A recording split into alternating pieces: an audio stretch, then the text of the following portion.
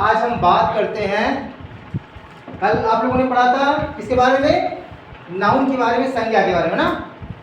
आज हम बात करेंगे इंग्लिश में छोटा सा सेंटेंस है, छोटे छोटे सेंटेंस है, उनके बारे में हम स्टार्ट करते हैं। ठीक है, आज से हम लोग जो छोटे छोटे वर्ड हैं उनको पढ़ेंगे सबसे पहले। ठीक है, तो सबसे पहले देखो इतने बच्चे सब बैठे हुए हैं और काफ़ी मेरे साथी भी जो देख रहे हैं, ठीक है, इनसे भी कहना है मैं छोटा सा सेंटेंस लिखूंगा, इसका आपको मीनिंग बताना है। ठीक है, जैसे मैं लिखता हूं,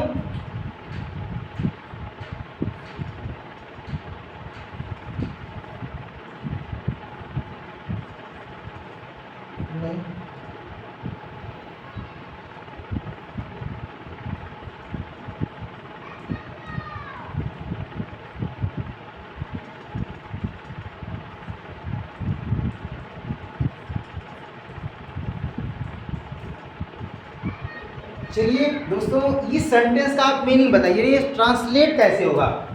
बच्चों आपको पता है कैसे ट्रांसलेट होगा, छोटा सा सेंटेंस है और मैं बताता हूं कि ये आप सेंटेंस अधिकतर मैक्सिमम लोग नहीं कर पाएंगे जो इंग्लिश पढ़ चुके हैं, और काफ़ी लोग इंग्लिश पढ़ चुके हैं, काफ़ी लोग पढ़ने के इच्छुक हैं, लेकिन ये जो छोटा सेंटेंस है इसको आप लोग नहीं कर पाओगे। कैसे करोगे बताओ, कोई बताएगा? बताओ सबसे पहले क्या लिखोगे, बोलो।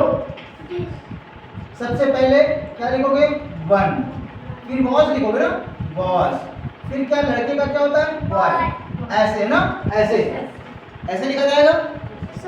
चलिए आप लोग भी बताइए दोस्तों कि कैसे इस सेंटेंस को आप करेंगे। आपको क्या पता है सेंटेंस कैसे होते हैं, छोटा सा सेंटेंस आप कैसे करेंगे, नहीं कर पा रहे हैं? चलिए एक बार प्रयास कीजिए और थोड़ा दिमाग लगाइए, कैसे करेंगे आप, कैसे करेंगे देख लीजिए।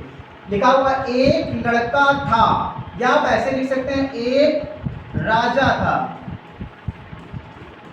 ठीक है, या आप ऐसे लिख सकते हैं कि एक किसान था।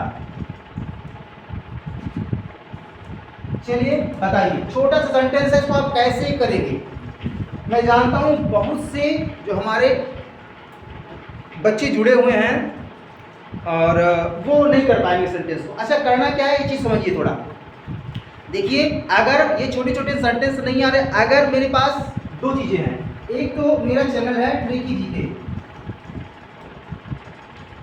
इस चीज को समझ लीजिए, ट्रिकी जीके, ठीक है, और अगर आप इसके अलावा डाल देंगे राजेश सर के नाम से, ठीक है, बाई राजेश सर, ठीक है, यहाँ भी ट्रिकी जीके डालेंगे तो शायद आ जाए। अभी नया चैनल हो सकता है उसको बोले, तो ये अगर चैनल आप पर जाते हैं इस चैनल के माध्यम से, तो ये समझ लीजिए ये चैनल जो बना हुआ कोई स्पेशली जब यदि कोई एसएससी की तैयारी करना चाह रहा है, ठीक है, टेट तैयारी करना चाह रहा है, यूपी टेट, अगर सुपर टेट, ठीक है, और अगर कोई तैयारी कर रहा है यूपीपीएससी, अगर इस प्रकार की कोई तैयारी कर रहा है तो इस तैयारी के लिए आप ये मेरा चैनल सब्सक्राइब कर सकते हैं ट्रिकी जीके। इसमें मैं इतनी अच्छी तरीके से इसको इतनी अच्छी तरीके से मैंने इसका कंटेंट तैयार किया है कि ना आपको मज़ा आ जाएगा केवल पढ़ करके। तो कागज ले लो, तो बिना आधार कैसे हो जाएगा।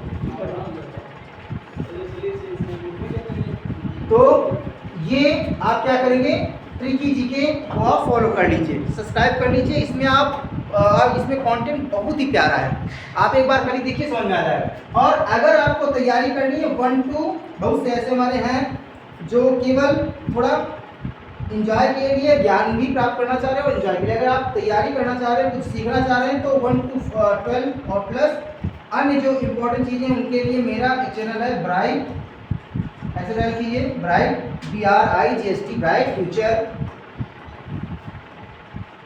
Smart classes. तो ये चैनल है जिसमें आपको 1 से लेकर कक्षा 12 तक प्लेलिस्ट में जाएंगे, वहां पर आपको वीडियो मिल जाएंगी, और इसके अतिरिक्त जो छोटी छोटी अच्छी इंपॉर्टेंट जानकारी वो भी आपको मिल जाएंगी मज़ेदार तरीके से। तो अभी जाइए और इस चैनल को सब्सक्राइब कीजिए और मेरे पुराने वीडियो भी आप देख सकते हैं। चलिए छोड़िए, हम बात कर रहे थे कि ये सेंटेंस जो छोटे छोटे सेंटेंस हम कैसे करेंगे, कैसे करेंगे। आप लोगों ने सोच लिया होगा तक कैसे करेंगे, चलिए बताइए ये कैसे होगा सेंटेंस। एक लड़का था, एक राजा था, एक किसान था। इसके लिए क्या यूज करेंगे? सबसे पहले क्या लिखेंगे? आया समझ में कि नहीं? नहीं आया? चलो बताते हैं। ऐसा कोई भी सेंटेंस होता है, अगर ऐसा कोई भी सेंटेंस आता है तो इस सेंटेंस के लिए क्या करेंगे हम? सबसे पहले लगाते हैं देयर। क्या लगाएंगे? देयर। क्या लगाएंगे? देयर। क्या लिखेंगे सबसे पहले? देयर। ये क्या होता है? एज ए सब्जेक्ट यूज किया जाता है। कैसे यूज किया जाता है? सब्जेक्ट की तरीके से देयर का यूज किया जाता है।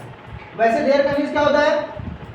क्या होता है? वहां। इसका मतलब होता है, क्या होता है? देयर का मतलब क्या होता है? वहां। लेकिन जहां पर, अब देखिए प्रत्येक सेंटेंस में क्या होता है? हर सेंटेंस में होता है सब्जेक्ट, हेल्पिंग वर्ब, वर्ब और ऑब्जेक्ट। ये चार चीजें होती है और मेरा सेंटेंस हो जाता है कंप्लीट, है ना? लेकिन यहां पर देखेंगे केवल सब्जेक्ट लिखा हुआ, एक लड़का, उसके बाद में क्या लिखा हुआ? हेल्पिंग वर्ब, है ना? अगर कोई ऐसा सेंटेंस आएगा जिसमें जो सब्जेक्ट होगा वो चिपका होगा किससे? हेल्पिंग वर्ब से, यानी केवल दो ही चीज होंगी आसपास, तो ऐसे सेंटेंसों में आपको एज ए सब्जेक्ट यूज करना है। क्या लगाना है? देयर। क्या लगाना है? देयर, है ना? तो यहाँ पर अगर सेंटेंस लिखा हुआ एक लड़का था, क्या था? हाँ, एक लड़का था। इसके लिए सेंटेंस यूज करेंगे देयर, है ना? was a there was a boy। क्या लिखोगे अपने मन से? there। ऐसे ही अगर लिखा हुआ एक राजा था तो क्या लिखोगे? क्या लिखोगे? there was a, समझ में आ गया? Very good. एक किसान था, क्या लिखोगे? बोलो, क्या लिखोगे? there was a, क्या हो जाएगा? फार्मर।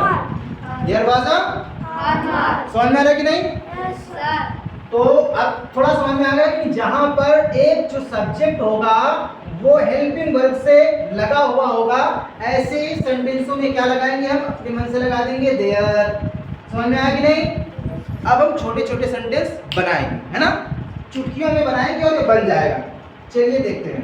इसको पहले हम इरेज कर देते हैं अच्छी तरीके से। समझ में आ रहा है तुम लोगों के? Yes sir. आ रहा है ना? चलो समझते रहो ऐसे।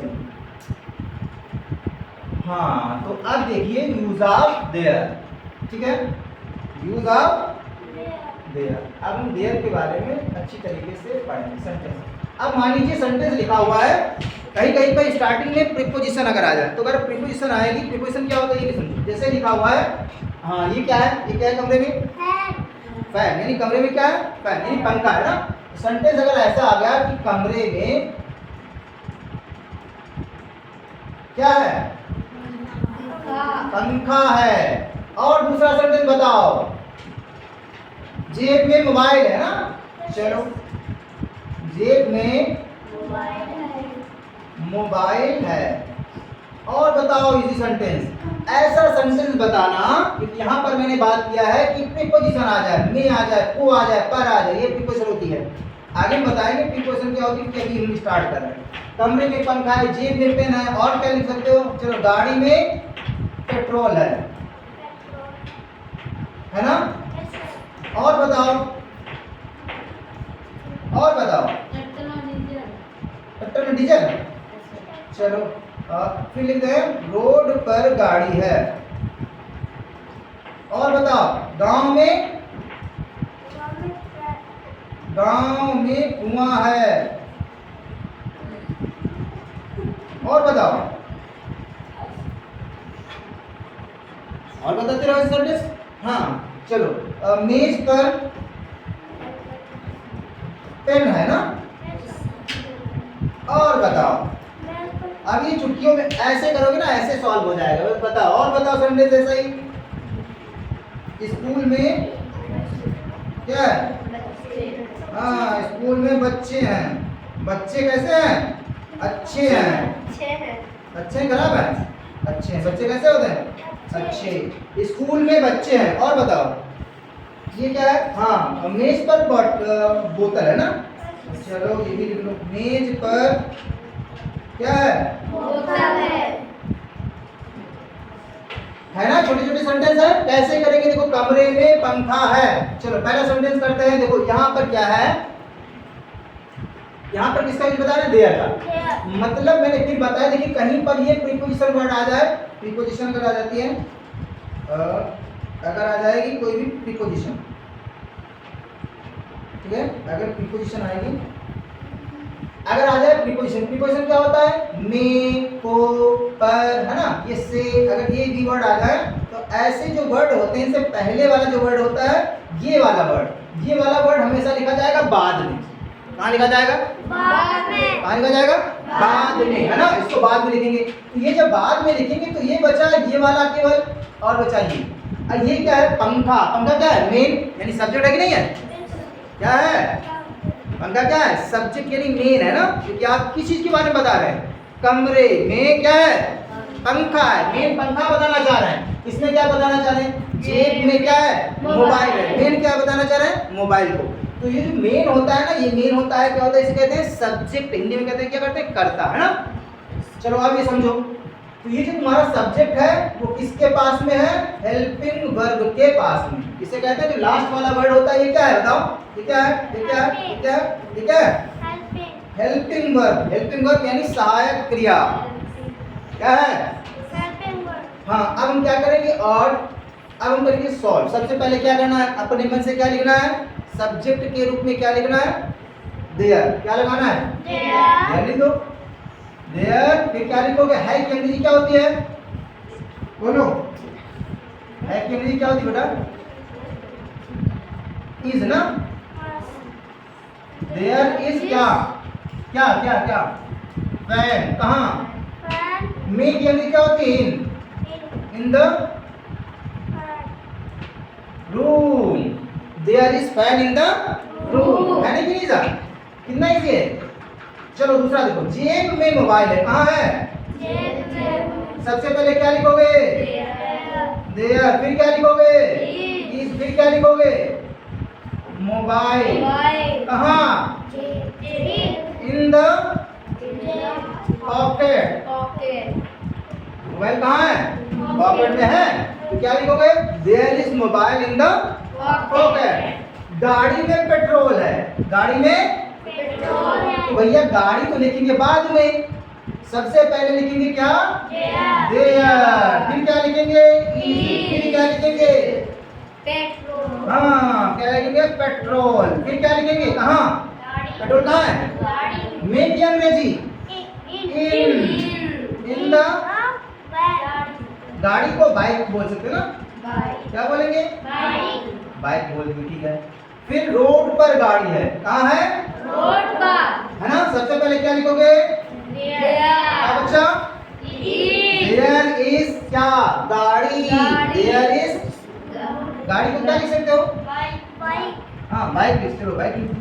देयर इज बाइक, या कार भी लिख सकते हो ना। देयर इज बाइक कहाँ, ऑन द। पर के लिए क्या हो जाएगी, ऑन द रोड, है ना। समझ में आ रहा तुम लोगों के। ऐसे सारे सेंटेंसों में क्या लगाओगे, देयर, और फटाफट ऐसे सेंटेंस हो जाएंगे ना। अभी हम बताएंगे और कैसे आप यूज करोगे। चलो ये देखो, गांव में कुआं है। सबसे पहले क्या लिखोगे, देयर।